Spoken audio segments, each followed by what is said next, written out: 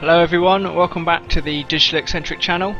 My name is Joe Robinson and today I'm going to be playing Europa Universalis IV. It's a grand strategy title by Paradox Interactive. It's obviously the fourth version of their EU series and it was released last year. I actually forget when it was released last year, but it's a really good game actually. Obviously there are strategy games, you've got your Total Wars, you've got your more tactical games like XCOM and all the ones in between, but grand strategy is a thing that not many people do, and Paradox do it really well. I'd say that there are more hardcore, more in-depth games, but I think Paradox strike just about the right balance between depth and hardcore and then accessibility, and it's something they've been working on throughout the games. So today I'm going to be showing off some of their new content. They had an expansion released on the 14th of January, so 2 days ago. It was called Conquest of Paradise. Now the theme of this expansion is basically to do with colonization and the Americas and colonial nations. Interestingly enough, this is the first time in the kind of franchise's history, I'd say, that the theme of a game or of a piece of DLC has actually won out against the history. Now, being historical grand strategy games, the guys at Paradox Development Studios have always tried to stay true to history as much as possible. I mean, it's an historical sandbox. They give you a starting setup, and then you basically go nuts from there. Anything you can think you can try and do within the mechanics of the game, you can do.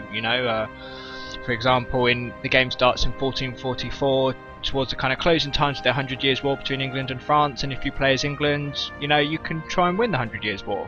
And obviously here in this game the AI has lost because they lost all of Normandy and are barely holding on to 2 territories down here. But yeah, you can try play as England and you can try and win. You can play as Austria and kind of reclaim the Holy Roman Empire in a sense that you become master of all these separate German states instead of letting them sort of get on with their own thing. You can do, it's a huge sandbox, there's a lot you can do. At the same time, EU4 covering the period from the 15th century to the I believe it stops at around 1800. Can't actually remember, but it's a good chunk of history, and obviously that involves the colonial era. With England, France, Spain, Portugal, they all found and colonized the Americas, and obviously because of history we know where America is, we know what it looks like, and it kind of takes away a lot of the true mystery from the game, because as you can see there's blank spots called terra incognita. That's spots of the game map, because the map spans the whole world. It's spots that you personally as the player do not know, because obviously if you want to, you could choose to play as Japan, which is over here somewhere, and obviously playing as Japan you would see the areas of the map around you and you wouldn't see Europe at all. Anyway, in Conquest of Paradise, one of the new features they've introduced is a randomized new world. So as you can see, I've already described a little bit of it, and obviously this is nothing like what the South America, North America actually looks like. I've got a random bit here. I haven't managed to explore all of it yet, but as I reveal more, you'll see that essentially I now have a randomized and completely unique new world. It's unique to my game, and it kind of adds a bit more of a sense of exploration. So I'm as Portugal. It's kind of the easiest country to play as when you want to show off exploration and colonial content, because they're the only faction in the game that actually starts out with explorers. So here's my small fleet over at the Azores, and I'm going to send him here and then back again. You have to be careful because as ships sail the high seas in this game, they suffer from attrition, and if you leave them out on their own too long, they'll die. So I have to make sure I do quick exploration jaunts lest I lose my ships, and it costs a lot to replace them, to be honest. Right, so enough of me chatting, let's get on with the game. The year is 1484, so I've been playing for about 40 years of in-game time. Not a hell of a lot has happened.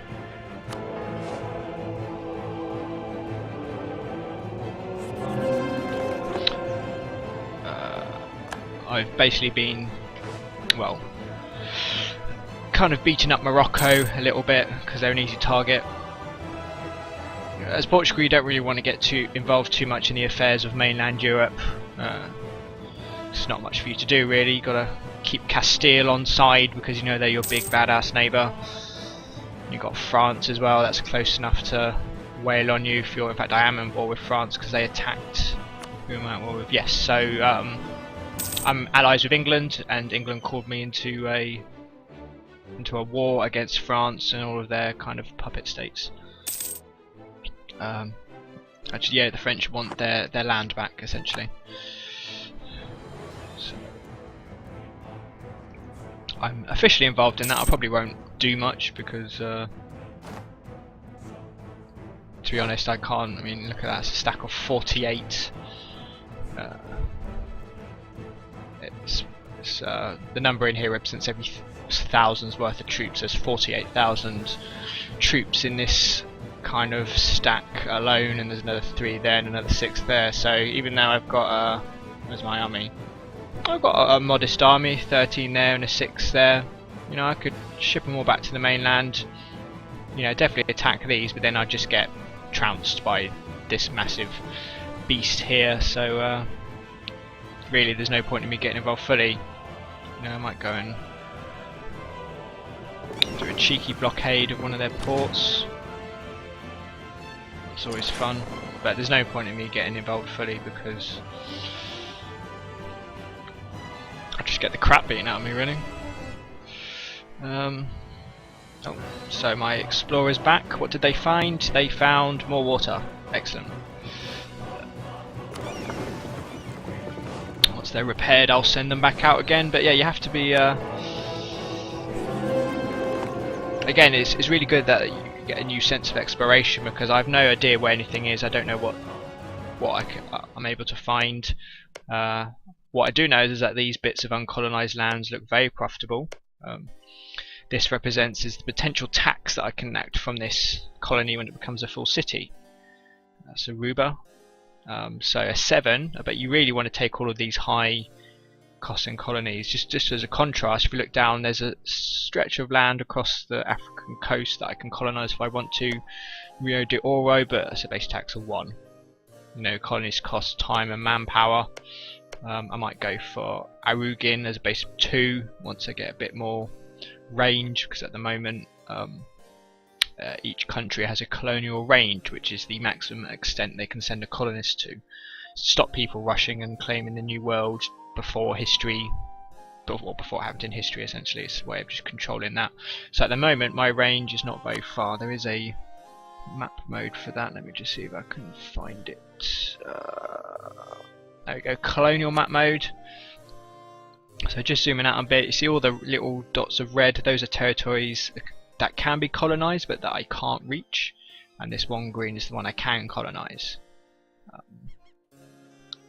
It is worth sometimes colonising useless colonies like Rio de Oro, because once you colonise a colony, put a core in it which basically solidifies the fact that it's yours, you can then use that as a base to then send out further afield. So you can extend your colonial range by colonising places, and you sort of use them as stepping stones.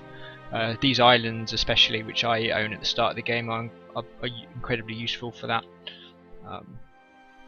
Because whilst, you know, in order to get over to the new world, I just basically have to fill the gap of my range from the Azores to here, whereas Spain, England, they have to go from their nearest port, which England is probably that one, or Land's End, Castile, probably Galicia, and they have to, let's say, have a far larger range that they have to try and breach, whereas I'm quite fortunate that I don't.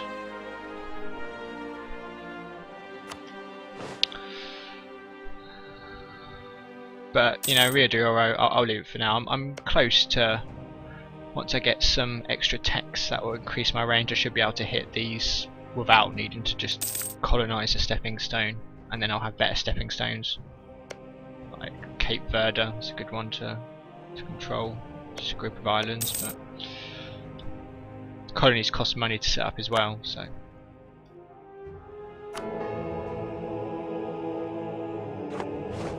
Just keep an eye on my cardinals. I was the papal controller, but I'm not at the moment, so just trying to win that back a little bit. Obviously it's proving harder to keep Castile on side. Many games of diplomacy, you know, sometimes it can be hard to figure out why an AI does what it does. Total War is a little bit notorious for that, maybe. They've tried to make it better with Rome 2, but I wouldn't say it was as open as Paradox have done. But as you can see, you know, this is the breakdown of Castile's opinion of me. It's plus 133, which is pretty good. You can see all the positive factors. The negative one is that they have a casus belli, which is a reason for war against me. I've artificially improved our relations, which decrease year on year. At the moment it's decreasing 3 yearly, so that's it's quite quick. Border frictions and competing great powers, because we're both doing rather well, and you know, no one likes having a rival, so probably do is I'll send one of my guys to shore up our relations. So you can see I've got a colonist here. I recently unlocked a tech that allowed me to get a colony.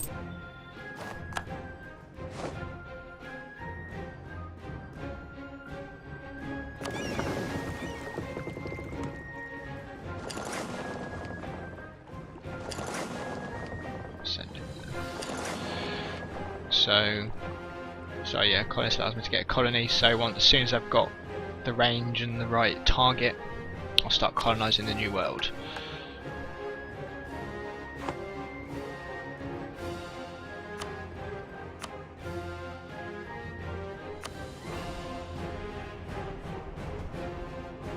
Get a bit more money, always good. Some of the other improvements to Conquest of Paradise include more Native American factions. There are a lot more now than there were previously. Can't really show you. I'd have to go out to the lobby to show you and use a kind of traditional old world map. But there was only really a handful in the base game. Not a lot of people liked, but again, Paradox were focusing on kind of Europe, because it's called Europa Universalis, and it's about the European powers and how they start to interact with the rest of the world. So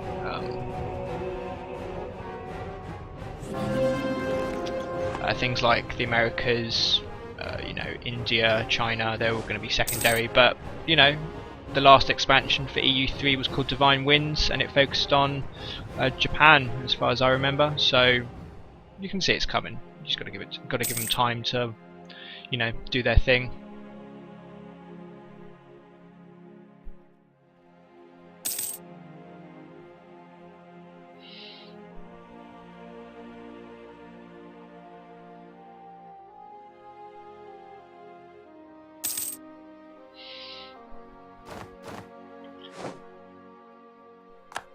I should stop that.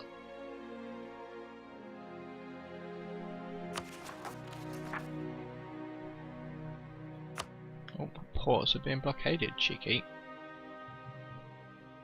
Oh, there we go. So France are now taking a more active stance against me, so I'm going to have to shift some troops back to deal with them. Not very nice, but what can you do?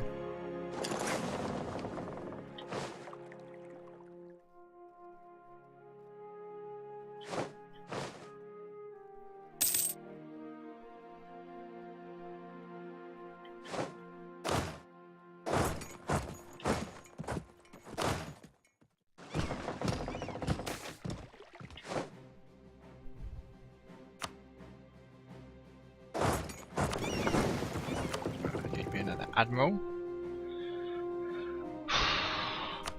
Just like spending diplomatic power, but there's not a lot you can do about it at the moment.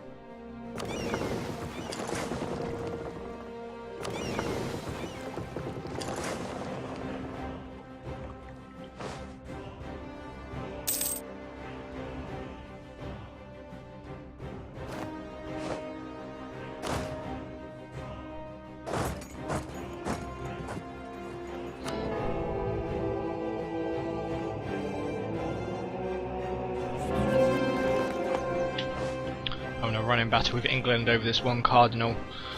It's proving a bit too costly for my liking, but there you go.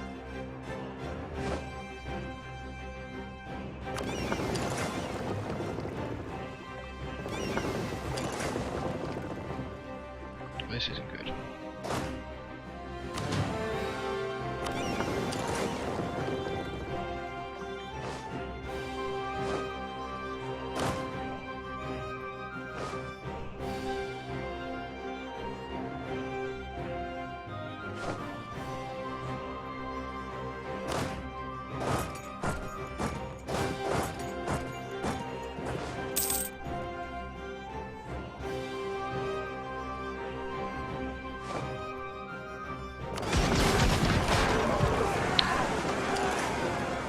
A lot more ships than I do. Well, that's just gonna prove to be a pain, really, isn't it? It's always annoying when you're in large wars like this. You know you can't really compete with the greater powers, so you kind of just have to weather the storm, really. Because if I'd refused to join the war, then I would have lost my alliance with England and taken a massive prestige penalty, which isn't great.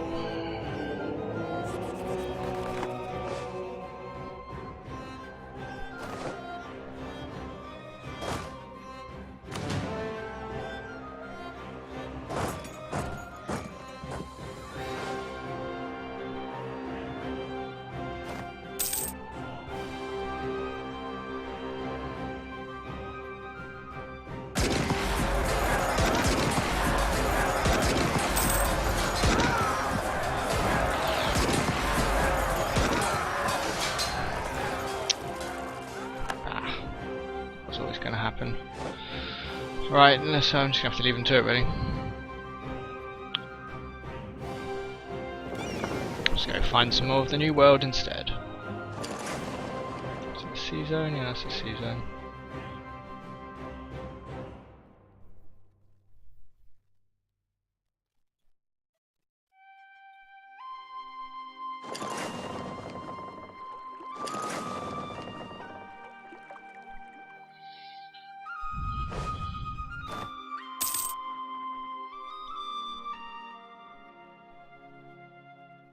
Lucky I've got plenty of manpower to replenish that humiliating defeat, but you know.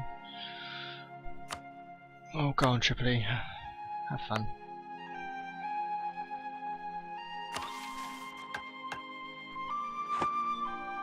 One feature of EU4. It's not a new feature, but it was in the base games that you have these missions. These ones are sort of things you can work towards, like just need to meet the criteria and then you can activate them to get certain buffs and sort of improve your nation over time. There's some kind of long-term goals that some nations have. So as Portugal, I can form the Spanish nation if I really want to.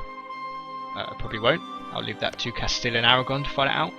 But yeah, these three all have the choice, I think, to form Spain if they want. I think Castile and maybe Aragon have the option to form it diplomatically as opposed to militarily.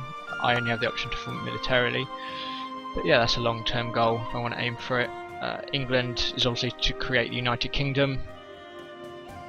I believe Germany can be formed out of the German states. I mean, it's hundreds of years too early, but can if you want to.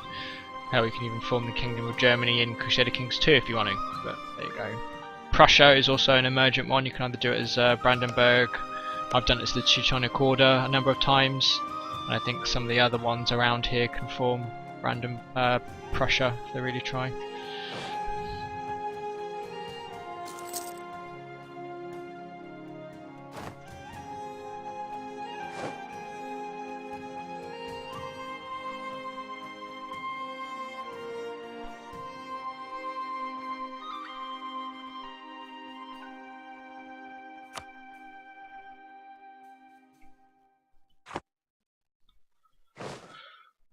Just gotta wait for hurry up in England to lose the war, really. And I won't have to worry about it so much.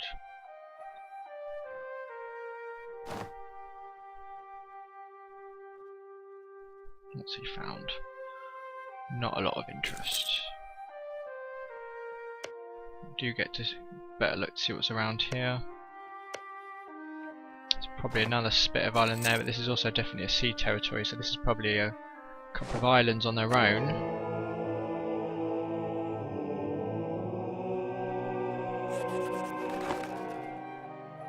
And then the mainland, so that'll be interesting to.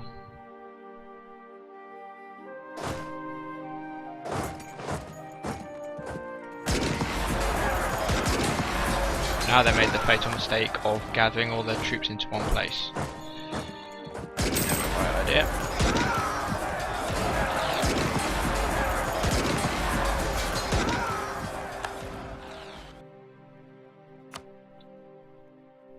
Still a lot more of them than there are of me though, so.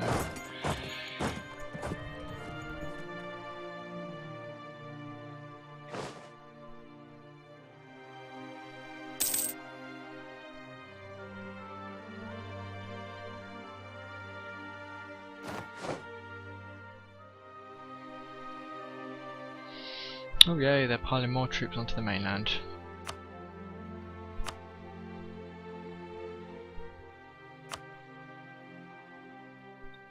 No, they won't even let me concede defeat. You dick.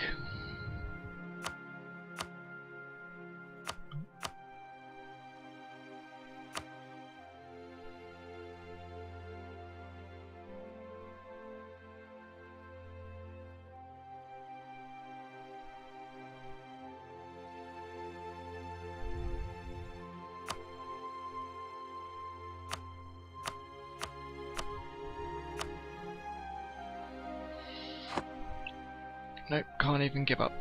Just gotta let them have their way with me, I suppose. That's always fun.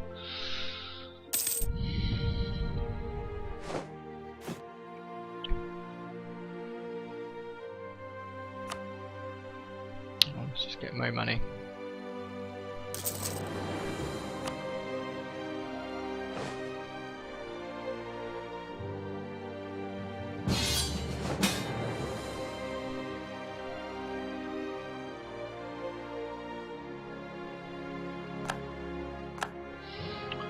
Oh yay, more people to be at war with.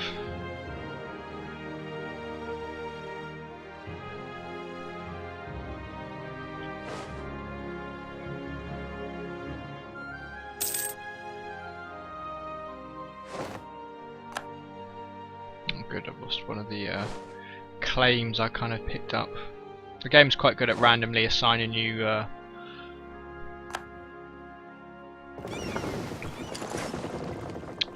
claims to bordering territories just to keep things interesting and to give you an excuse to wage war against some of your enemies, really.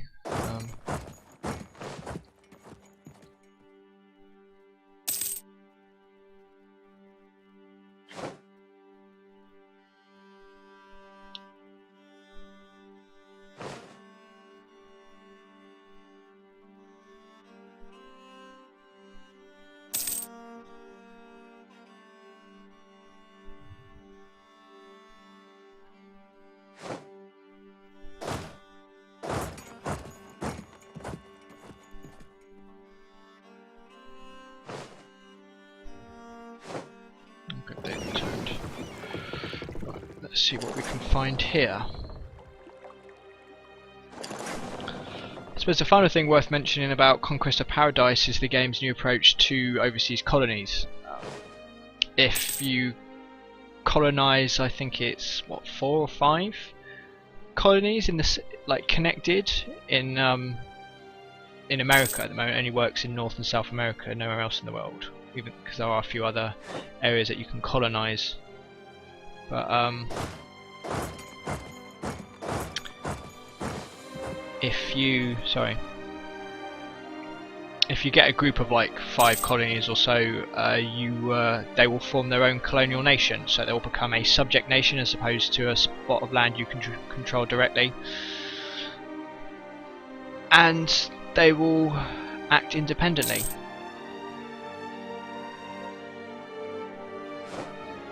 They'll give some of their money to you,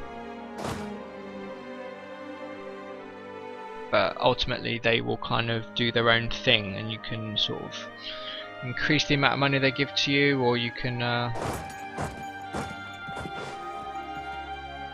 decrease it. But there's some sort of liberty thing which is meant to emulate the kind of how the American War of Independence got started, by which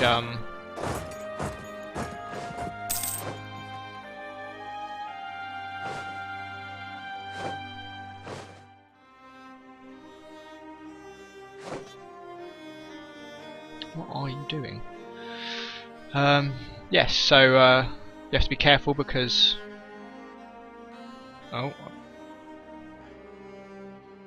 sorry, I just noticed the stream seems to be juttering a bit. Apologies for that. Yes, you have to be careful because these colonial nations, they will eventually want to try and break free from you. So you'll have an independence war on your hands, and they can get support from other big colonial powers in these wars. So just like France and I think Spain as well kind of joined in on the side of the Americans against us. You know, France and Spain could join in against my Portuguese colonies against me if it got that far. Which is probably a way to manage it, but you know, you've got to never be too careful.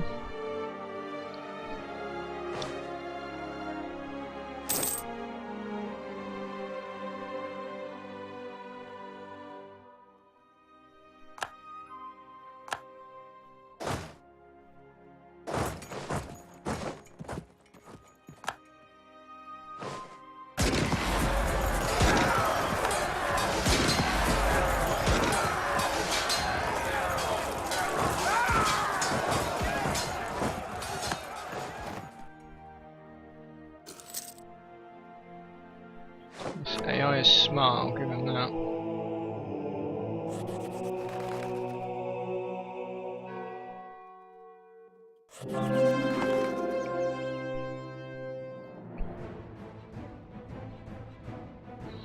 Hurry up and lose already, God.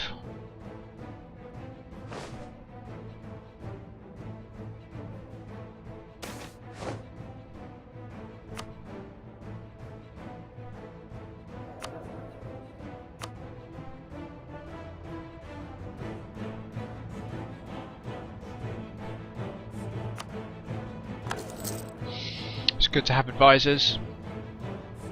They kind of boost the base power you get from well, everyone gets a base value of +3 to each of these individual values. Your leader's skills buff those base values, and then you can also get minus as well, especially in the military power. I have 3 military leaders when I can only really support 1, so that's a -2 to my base military gain. As you can see, it's 3 there, 4 there, 5 there. But advisors also cost.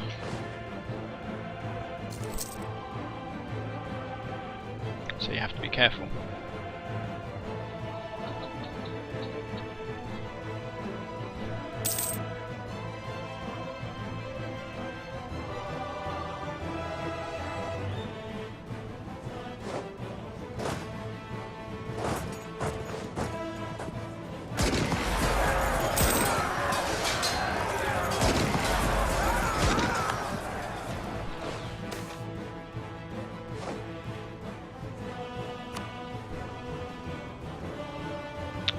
Come at me, bro.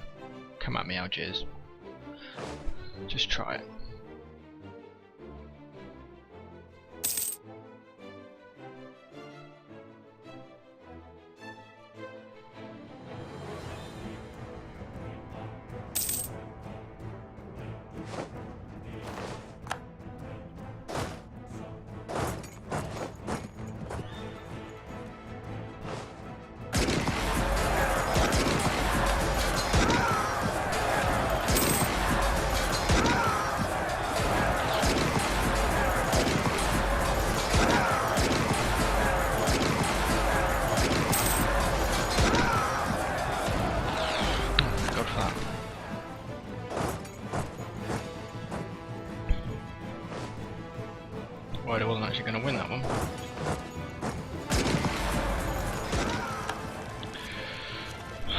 Right, that's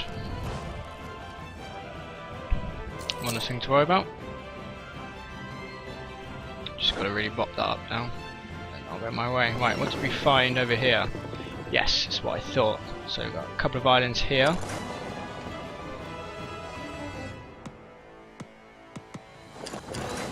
Ah, so there is water. Interesting. Right, I'll send them there then. So as you can see, the new world is slowly being revealed to me.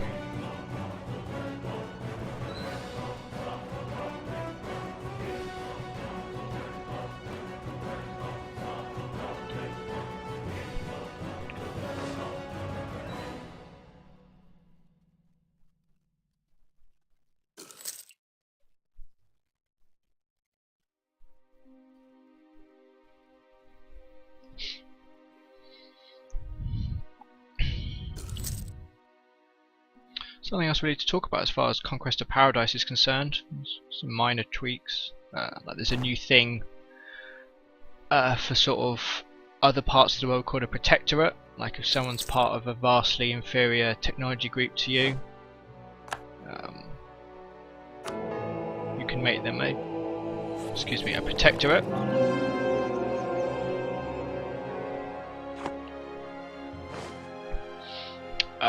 Which acts a bit like a vassal, I suppose, which is a traditional, you know, master-client state relationship. Except it's just kind of to emulate how a lot of the kind of big European powers took some of the lesser civilized states under their wing, I suppose. Oh, why is Austria there? Anyway.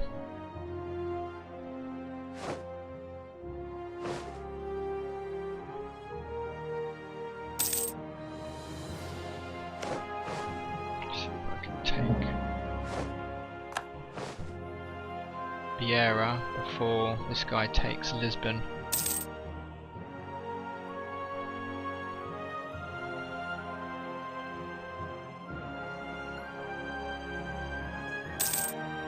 Oh, the bro's totally coming to join in. It's nice.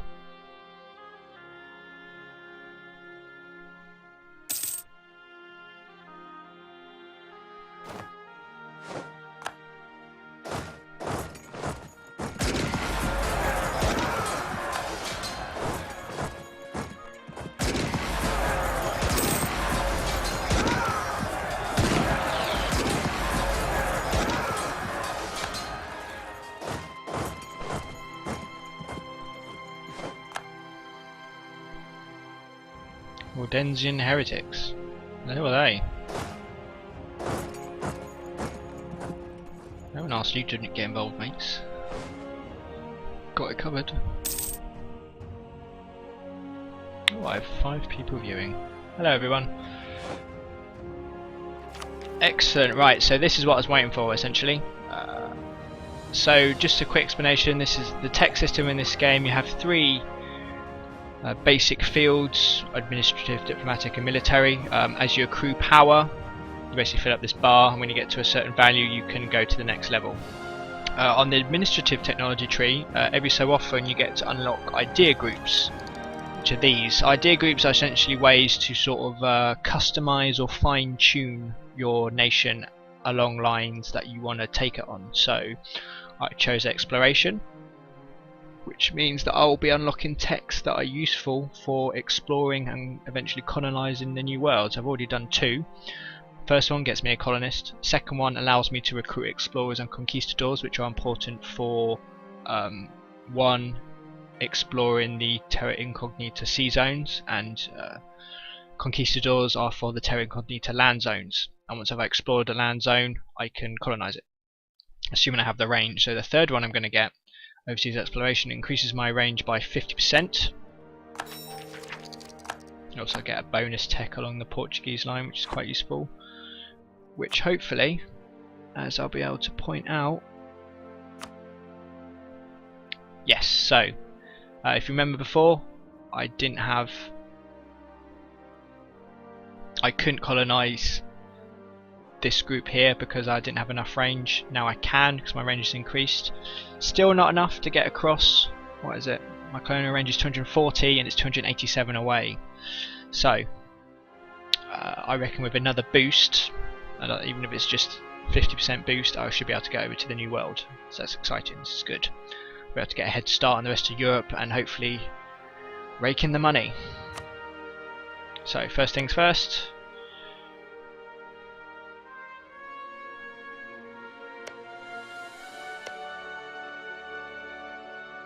We will do this one. I was going to do Rio de Oro, but one thing to bear in mind when you're colonising is the sort of nature of the land itself. So this is uncolonised lands, it has natives. There's a population of 5,000. But they're very aggressive and they're quite ferocious as well. So I'd have to have a garrison there, otherwise the colony would get wiped out constantly. And I'd waste lots of time and resources. So at the moment, whilst I'm busy fighting a war and I can't really spare any overseas foreign legions, as it were, I'll just go over to this one, which has no population, no religion. It's only a base tax of 1, but these islands are quite useful for bouncing off to other places. Yeah, good to control key ports, because then, you know, people wanting to sail around the world, they would have to rent the space off me, really. Never actually seen the AI do that yet towards a player, but you never know, hopefully it might happen. So yes, I will send my colonist there. He'll arrive in 76 days. I'll have to pay some upkeep for him whilst he makes the colony, but the colonial era has begun.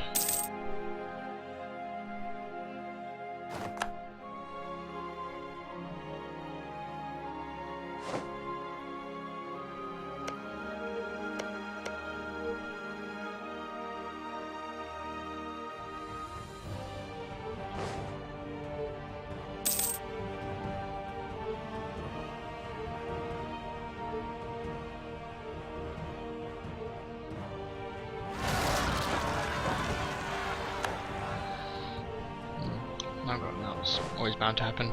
Got patriots breaking out.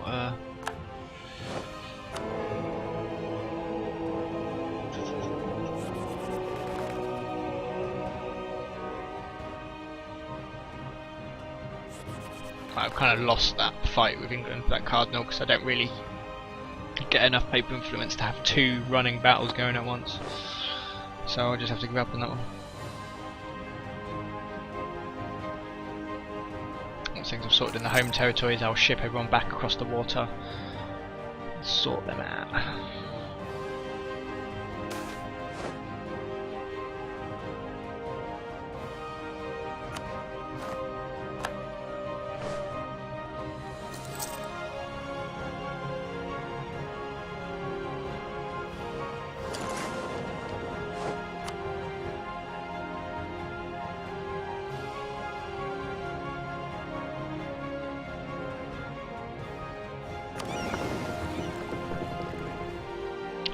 I had a fleet there, didn't I? Oops. Never mind. Wait, am I over my limits? No, I'm not. Just within my limits. Good.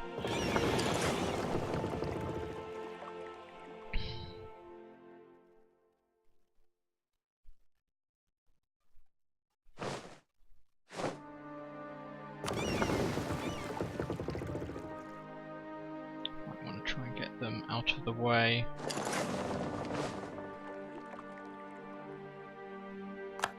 Or not. No, I totally just lost all my ships there. Wonderful. Never mind.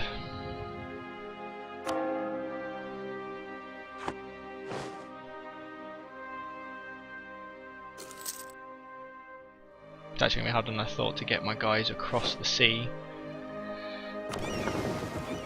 because I have to contend with roaming patrols of people.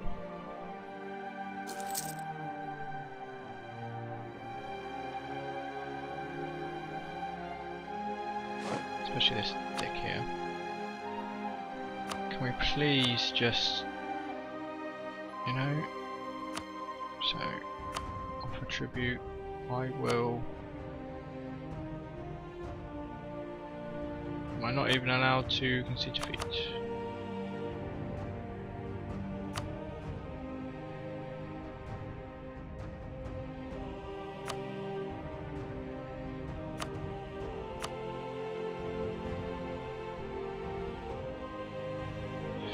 No, it doesn't want to do this because I don't know, he likes.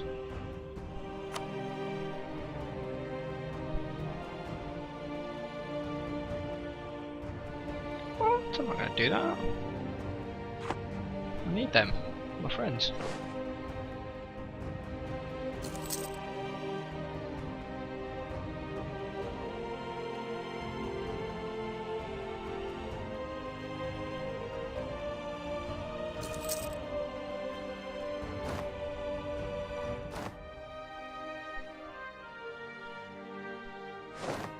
Oh, thank God for that.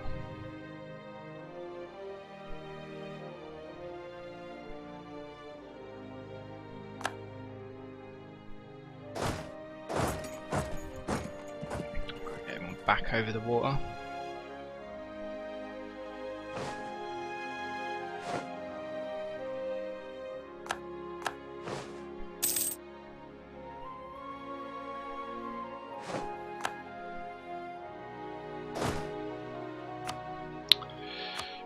It's all happening at once, isn't it?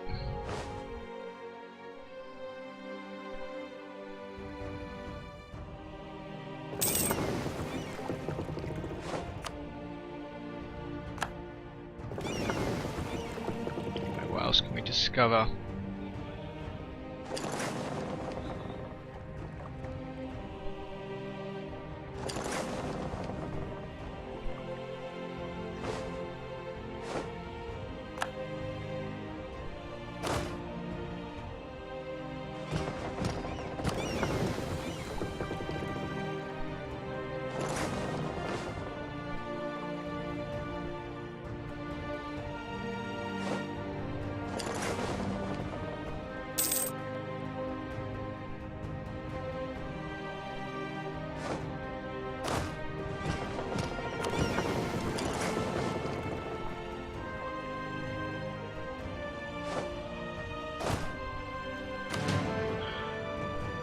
Right, lads, I'm going to sort you out.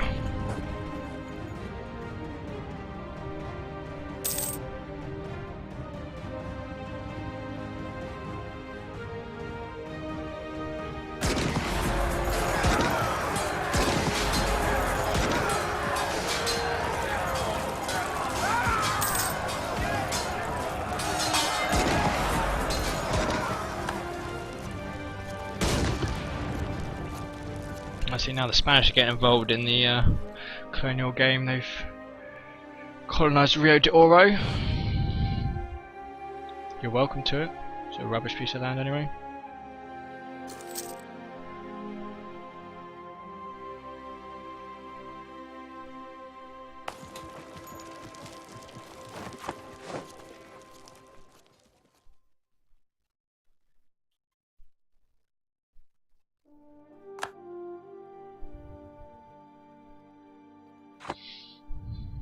One thing I've always found a bit of a cheek in this game is that, you know, you fight a war with someone, you do well, and you don't get anything from it. Seriously. Do I not even get a little bit of money? Compensation? No. Alright then.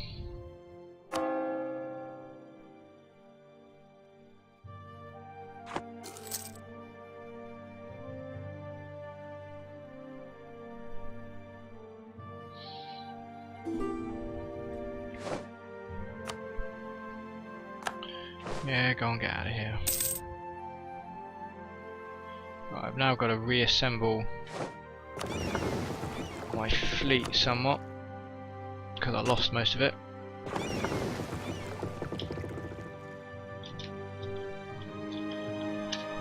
Be an expensive prospect, to say the least.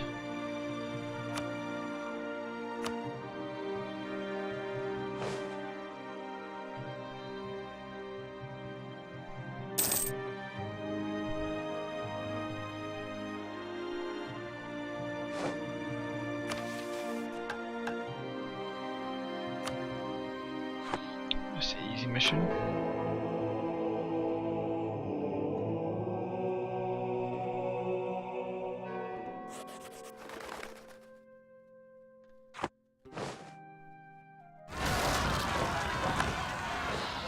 Oh, go away.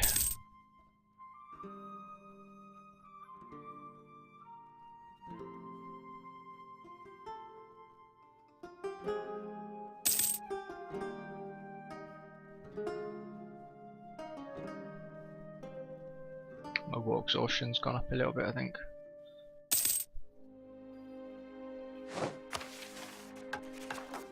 Yeah.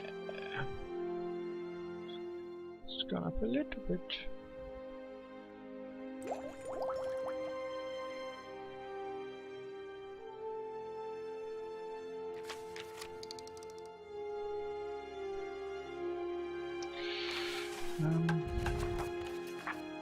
Don't really want to spend the diplomatic. Oh, I suppose I'm gonna have to, aren't I?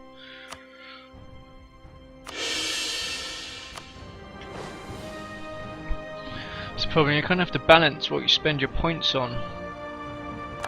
I was hoping to save up for the next administrative tech level, but I'll get the boost instead because that reduces revolt risk as opposed to the serious ones, and I have to spend some points to lower my war exhaustion because otherwise it's gonna.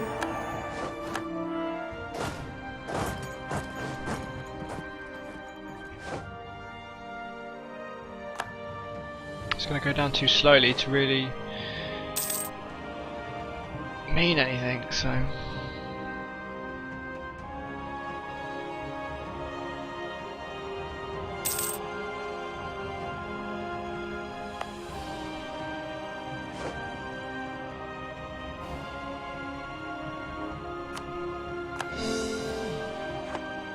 I'd cored that province already.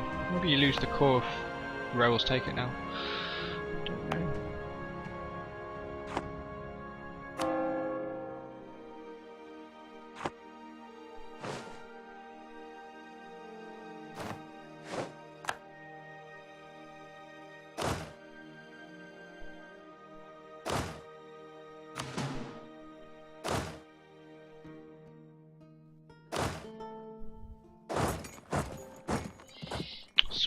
Bit.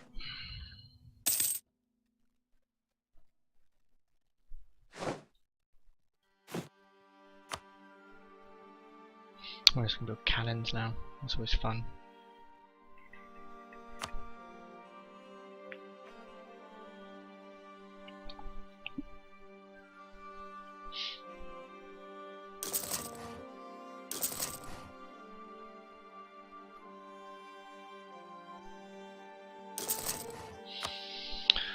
We'll have 3.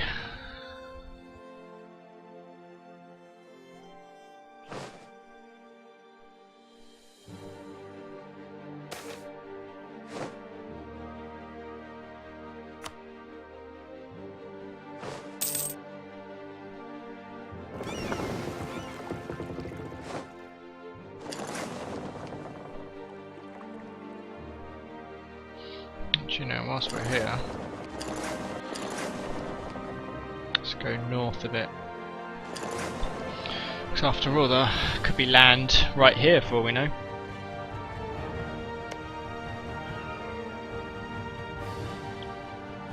Joff. Don't know who you are, Joff.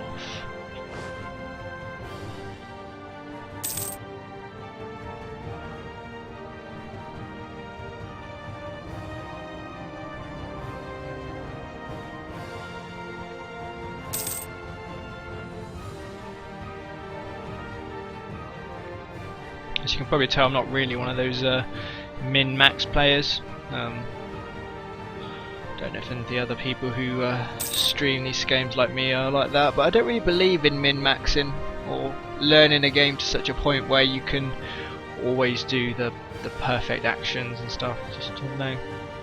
Doesn't really agree with me. If you get too good at the game, it stops being a challenge. Like I know.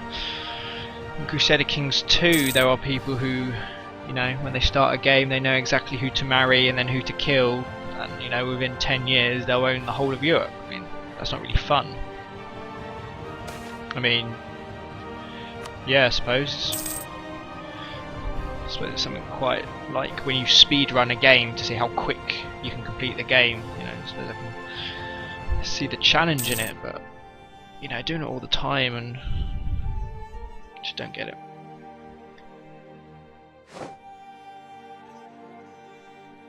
Yeah, so the horse I was backing died before you even got into the College of Cardinals. Wonderful.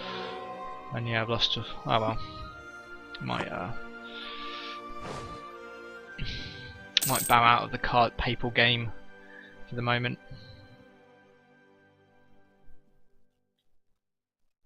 What did I find? Nothing. Wow, the papal game. Stock up some paper influence and then we try and rush it. Another point.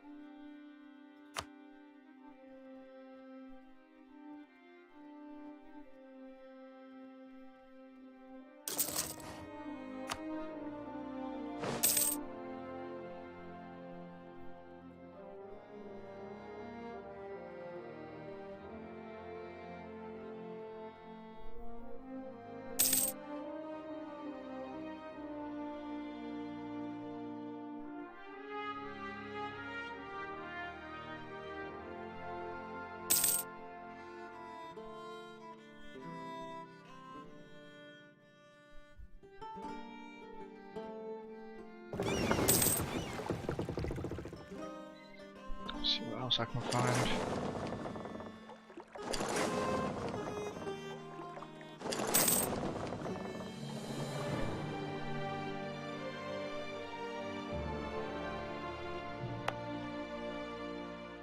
It's progressing.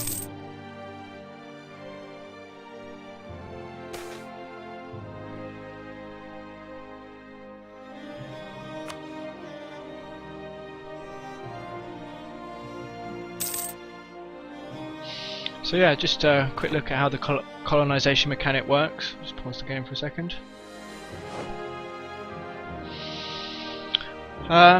So yeah, this is sort of the progress bar. Once a colony reaches 1,000 settlers, it becomes a city and essentially becomes a new province. Before there was, so this is now the resource that this colony will provide.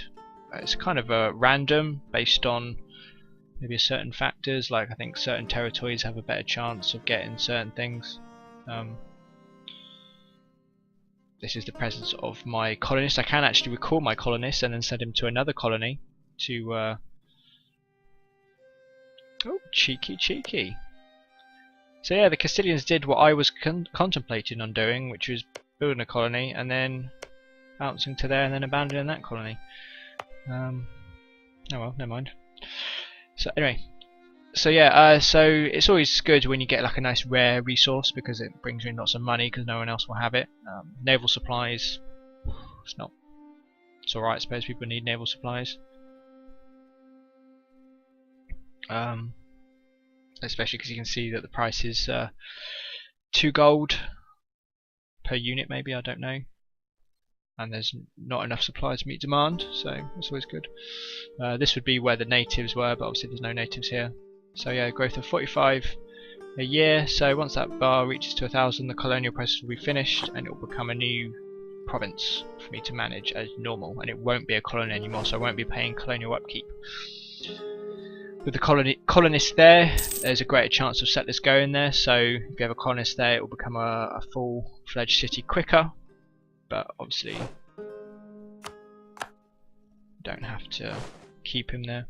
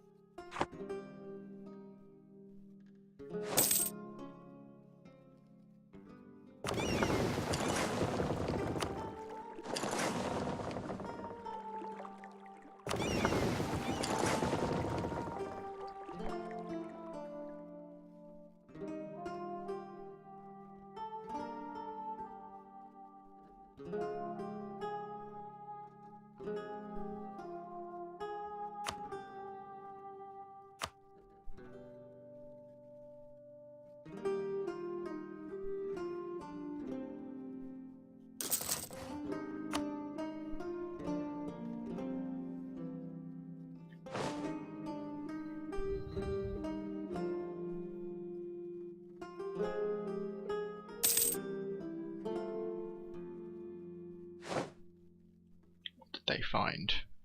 Again, nothing. So something closer than here, essentially. Might dive up there and then dive across there, but I'm starting to get a good idea of what the world's going to look like now. Once I've finished turning this into a proper outpost, I'll scout along here. Maybe there'll be a closer thing along here I can go to.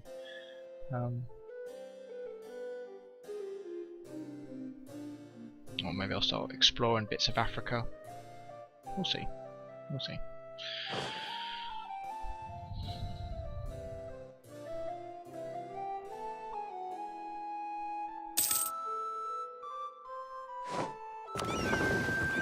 Trade fleets are important, which I was kind of bummed why I lost mine, because they increase your trade power in the various trade nodes around the world.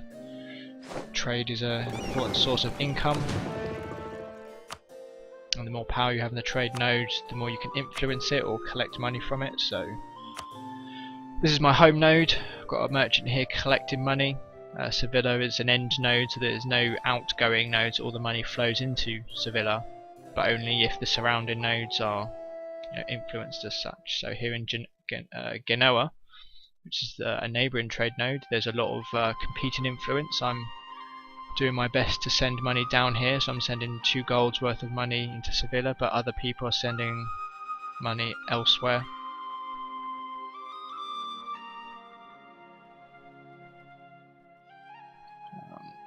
To send money up the coast, but I need to have some influence in this trade node as well in order to send money from the Western Europe trade node down. So that's something for later, perhaps when I've got some colonies going. And oh, hello Panama, I don't remember seeing you there. But yes. You fixed yet? No, they're not fixed yet. Bishop of Lisboa.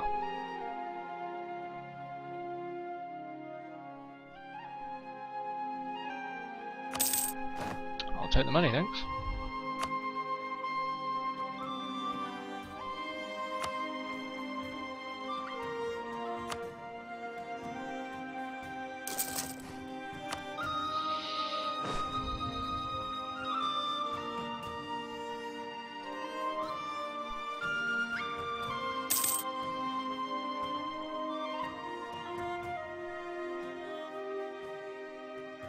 Come here. 701 colonists in Cape Verde right now. Colonist chance is 40%. So it's going along quite nicely. Quite nicely indeed.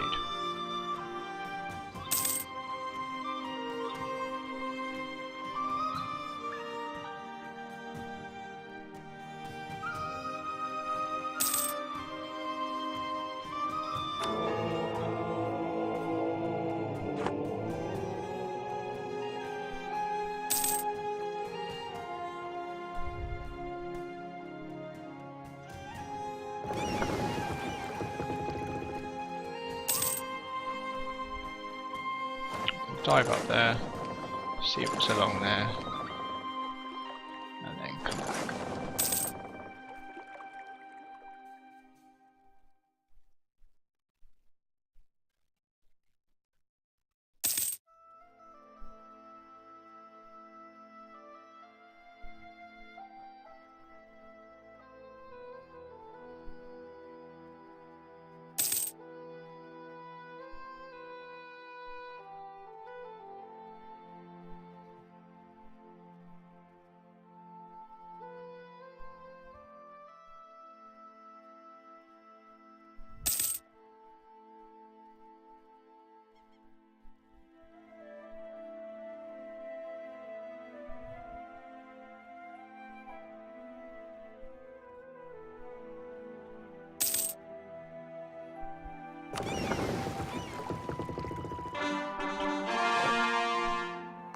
Right, so hopefully I won't get so uppity now. 92 months. Let's make a start. Religious unity is quite important in this game. Religion as a mechanic isn't as important as it was in Crusader Kings 2 because starting to get into more, I suppose, enlightened periods now, but the church is still a force to be reckoned with. And the religion of the local populace is also not something to mess with either. Obviously, they've taken a lot of North African lands. They are all Sunni Muslim, or Sunni Islamic, perhaps. I'm not quite sure what the correct term is there. But it's what's contributing to the well, the religious unrest in this one. So eventually I want to try and convert them. It's not as easy to convert people, it seems, than it was possibly pre-expansion, or maybe it was a couple of patches ago that they changed that.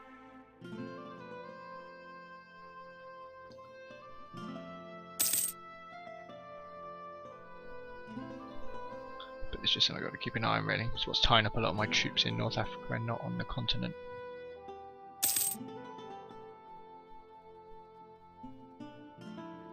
There are now 900 colonists at Cape Verde, so eventually that's going to become a city and I can start using it properly.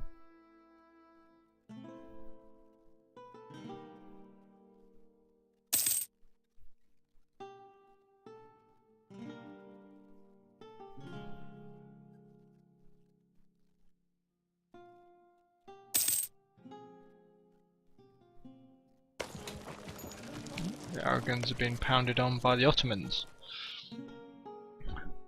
Bit of a pain in the bum, the Ottomans. They're quite strong. If you don't have any allies, it's hard to fight them one on one, because I mean, look, huge. They're well with Aragon and Ragusa. Not sure why. I'm sure it's a perfectly good reason.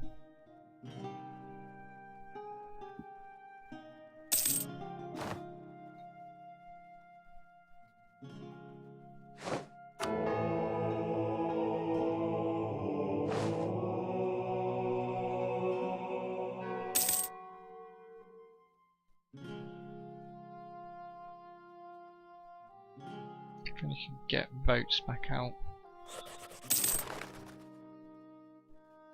Oops.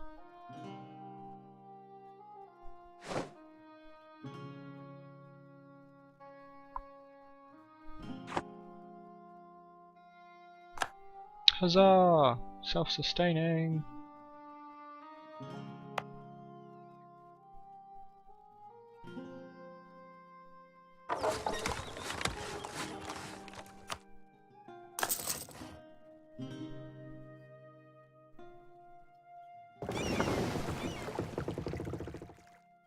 Let's go exploring.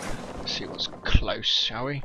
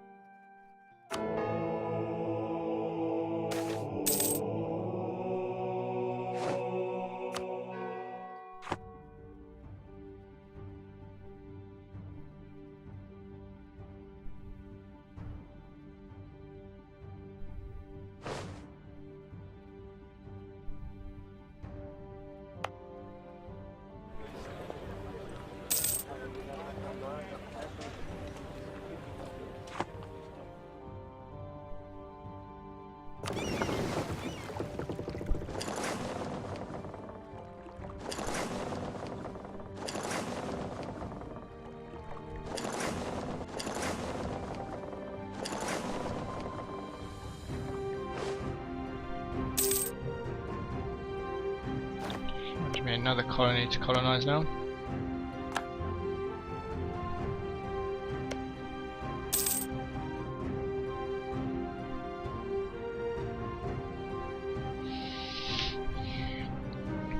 Might be worth. What's my force limit up to at the moment? So I don't have.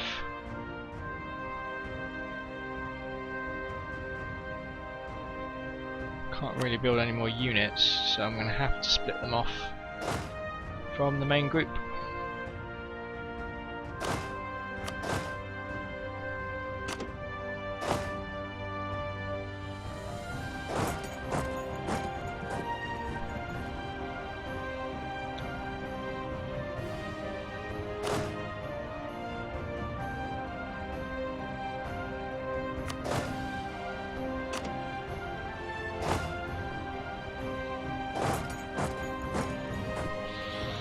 can build a couple of more boats though, yes. So build 2 cogs to ferry them on their way.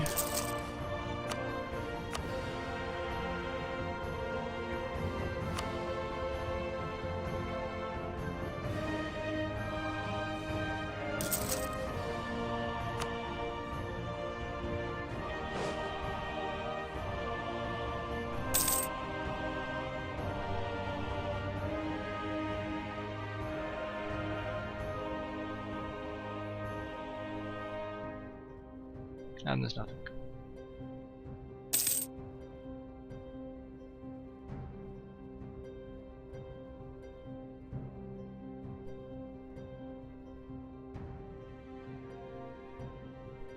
Still nothing.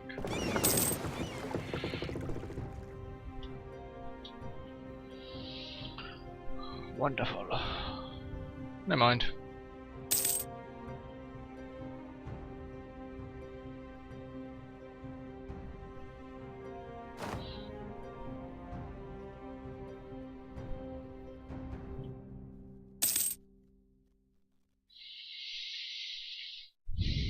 Alright, so with that, ladies and gentlemen, I'm going to call the stream to a halt here.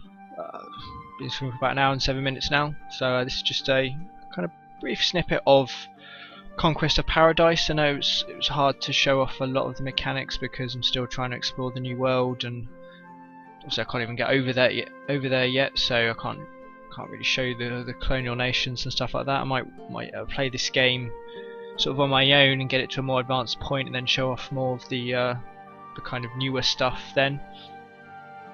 But I hope you enjoyed it anyway. Conquest of Paradise is out now. I believe it's $9.99. It was on sale at 10% off before it came out, but now the full price is $9.99. If you like EU4, it's definitely worth getting it. You know, it's a fantastic game. The DLCs are just going to make it better, and yeah, the kind of truer exploration mechanic is, you know, a lot better. It feels like, oh, what am I going to find? Where am I going to find it, sort of thing. You know, I've got some nice juicy targets for colonization here, but what else am I going to find? Who knows? There are a lot more Native American factions. They have their own mechanics, such as Confederation and migration, and some of the larger ones can westernize, and before I know, when I get there, they'll have guns and lasers and what have you. Right, not lasers, but you know what I mean. So yeah, if you've never played EU before, maybe don't jump in straight away. Get the base game, try it out. If you like it, then definitely jump in on the Conquest of Paradise DLC. So yes, that's it for today. Thank you for watching. See you again soon.